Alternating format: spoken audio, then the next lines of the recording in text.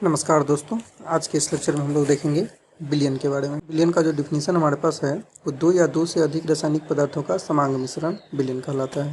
मतलब अगर दो या दो से अधिक पदार्थ को हम ले लिए और उनका अगर हमारे पास समांग मिश्रण तैयार होता है तो हमारा विलयन कहलाता है। समांग मिश्रण कहने का यहाँ मतलब है कि अगर हमारे पास कोई विलयन है तो उस विलयन में सभी जगह एक समान रूप से उनके अवयव मिले हुए होने चाहिए।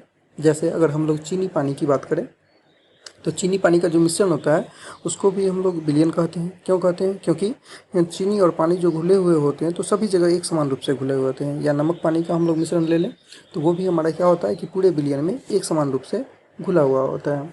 तो उसको भी हम लोग क्या कह सकते हैं? विलयन कह सकते हैं। अब विलयन जो हमारे होते हैं तो उनमें दो कंपोनेंट होते हैं, उनके दो अवयव होते हैं। एक को हम लोग बोलते हैं विलायक और दूसरे को हम लोग बोलते हैं विलय। तो विलायक क्या होता है? विलायक की अगर हम लोग बात करें तो विलयन में जिस अवयव की मात्रा अधिक रहती है उसको हम लोग विलायक कहते हैं। जैसे अगर हम लोग चीनी पानी के विलयन को लिए, ठीक है, तो चीनी पानी के विलयन में हमारे पास पानी की मात्रा अधिक होती है, इसलिए पानी हमारा क्या होता है? विलायक होता है। जबकि अगर हम लोग विलय की बात करें तो विलयन में जिस अवयव की मात्रा कम रहती है उसे हम लोग विलय कहते हैं। जैसे चीनी पानी के विलयन की बात हम लोग अगर करें तो चीनी और पानी के विलयन में चीनी की मात्रा कम होती है, इसलिए चीनी हमारा विलय होता है। अब देखते हैं हम लोग विलयन के प्रकार को। विलयन हमारे पास कितने प्रकार के होते हैं? तो अगर हम लोग विलय और विलाय के भौतिक अवस्था को देखें, विलय और विलाय के भौतिक अवस्था के आधार पर विलयन को हम लोग, ठीक है, 7 प्रकार के हमारे पास विलयन होते हैं। सबसे पहला अगर हम लोग देखें तो जिसमें विलय हमारे पास ठोस है और विलायक हमारे पास द्रव है। जैसे उदाहरण में हमारा लोग देखें तो नमक और चीनी, नमक को ले लें या फिर चीनी का पानी के साथ में जो है मिश्रण, मतलब ये कहलाता है हमारे पास ठोस द्रव का विलयन कहलाता है। दूसरा हमारे पास है विलय हमारे पास ठोस और विलायक भी हमारे पास ठोस। इसका उदाहरण हमारे पास है मिश्र धातु। मिश्र धातु में जैसे हम लोग ले लें इसको जिंक को और कॉपर को।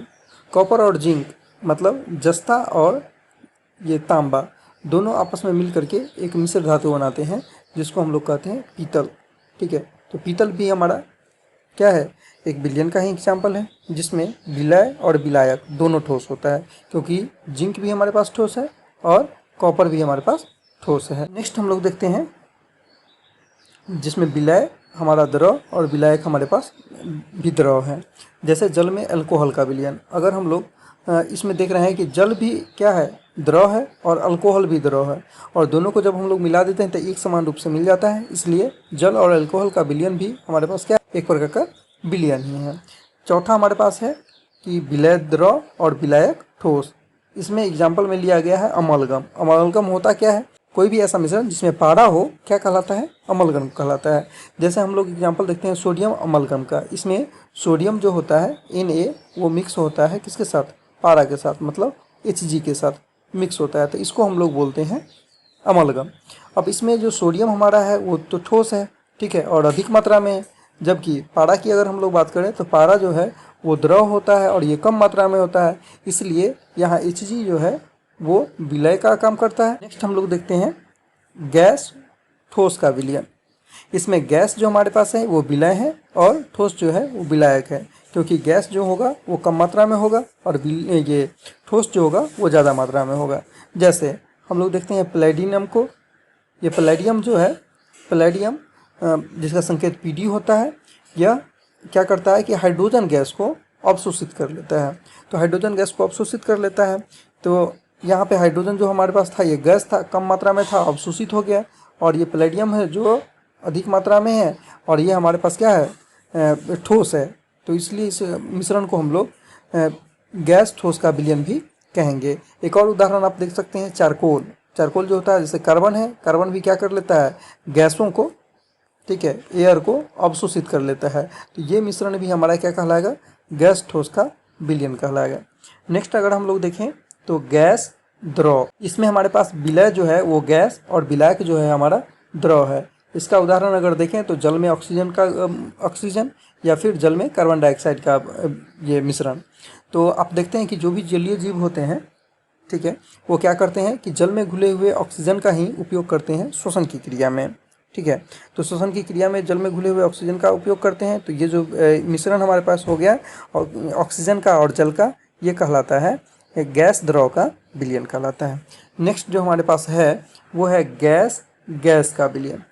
अगर हम लोग गैस गैस की बात कर ले तो इसमें विलय और विलायक दोनों हमारे पास गैस हैं। वायु जो हो गया तो इसमें सभी गैस अलग अलग मात्राओं में है, ठीक है, जिसमें सबसे अधिक मात्रा में हमारा कौन सा गैस है, नाइट्रोजन गैस है, उसके बाद ऑक्सीजन गैस है, उसके बाद अदर गैसेस हैं। तो ये भी गैसों का जो मिश्रण है ये भी हमारा क्या होता है, विलयन ही होता है, ठीक है, जिसमें विलय और विलायक दोनों क्या होते हैं, गैसीय अवस्था में होते हैं। नेक्स्ट हम लोग देखते हैं जलीय विलयन को। जलीय विलयन कहते हैं किसको है, तो वैसा विलयन जिसमें जल विलायक के रूप में होता है, जल विलायक के रूप में होता है, उसको हम लोग बोलते हैं जलीय विलयन। और दूसरा जो हमारे पास है अजलीय विलयन। अजलीय विलयन किसको कहेंगे, तो जिसमें हमारे पास जल विलायक के रूप में नहीं रहेगा। जैसे हम लोग अल्कोहल के साथ भी घुला हुआ देखे थे, अल्कोहल के साथ भी हम लोग घुला हुआ देखे थे।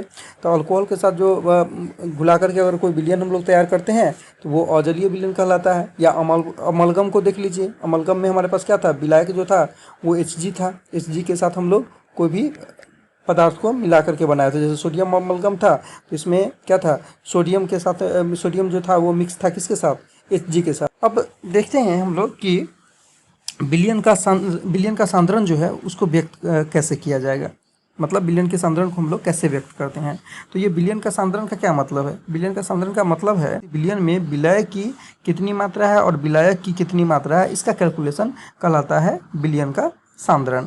अब विलयन का सांद्रण कैसे हम लोग ज्ञात करेंगे, तो विलयन का सांद्रण ज्ञात करने के लिए हमारे पास 5 विधियां हैं। इनमें से एक है प्रतिशत के रूप में, दूसरा है मोलरता के रूप में, तीसरा है मोललता के रूप में, चौथा है मोल प्रभाज के रूप में और पांचवा है प्रति बिलियन भाग के रूप में। तो प्रतिशत के रूप में विलयन के सांद्रण को व्यक्त जो है हम लोग 2 रूपों में कर सकते हैं। पहला है द्रव्यमान के प्रतिशत के रूप में और दूसरा है आयतन के प्रतिशत के रूप में। द्रव्यमान के प्रतिशत के रूप में अगर हम लोग बात करें तो कहता है कि द्रव्यमान के अनुसार विलयन के प्रति 100 भाग में घुले हुए विलय के भागों की संख्या विलयन का सांद्रण कहलाता है। कहता है क्या कि यहाँ पे अगर कोई हमारे पास ये विलयन है तो उसमें क्या ले लेंगे, तो हम लोग मान लेंगे कि हमारे पास जो है वो द्रव्यमान के हिसाब से 100 भाग है। द्रव्यमान के हिसाब से हमारे पास क्या है, 100 भाग हैं और उसमें जो विलय की मात्रा को हम लोग निकालते हैं, विलय के भागों को निकालते हैं, वो कहलाता है हमारे पास विलयन का सांद्रण।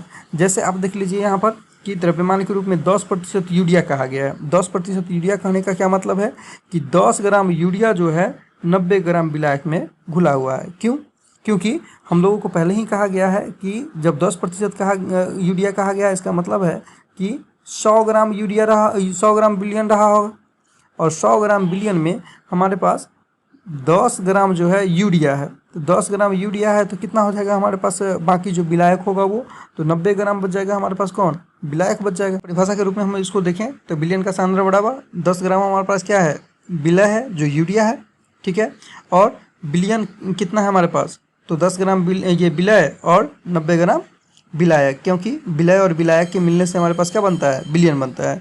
तो 10/100 मतलब 0.1 इसका क्या निकल गया हमारे पास, सांद्रण निकल गया। नेक्स्ट देखते हैं आयतन के पदों में प्रतिशत। तो अब इसमें कह रहा है कि आयतन के अनुसार विलयन के प्रति 100 भाग में घुले विलय के भागों की संख्या विलयन का सांद्रण कहलाता है। अब कह रहा है उसमें हम लोग ले रहे थे किसके हिसाब से, द्रव्यमान के हिसाब से 100 भाग में घुले हुए विलय की संख्या। यहाँ पे कह रहा है कि आयतन के अनुसार अगर 100 भाग में विलय की भागों की संख्या को ज्ञात कर रहे हैं तो वो कहलाएगा विलयन का सांद्रण। जैसे 10% एथेनॉल कह रहा है, 10% एथेनॉल कह रहा है। 10% एथेनॉल का मतलब है कि अगर हमारे पास 100 भाग अगर विलयन है तो उसमें 10 भाग हमारा कौन सा, ये एथेनॉल, और 90 भाग हमारे पास कौन होगा, 90 भाग हमारे पास विलायक होगा। यूँ मान लें कि अगर हमारे पास 100 लीटर है, 100 लीटर अगर हमारे पास विलयन है तो इसमें 10 लीटर जो होगा वो हो जाएगा हमारे पास एथेनॉल और 90 लीटर जो है वो हो जाएगा हमारे पास कौन, विलायक हो जाएगा। इसी के साथ आज का ये लेक्चर समाप्त होता है। Thank you for watching this video.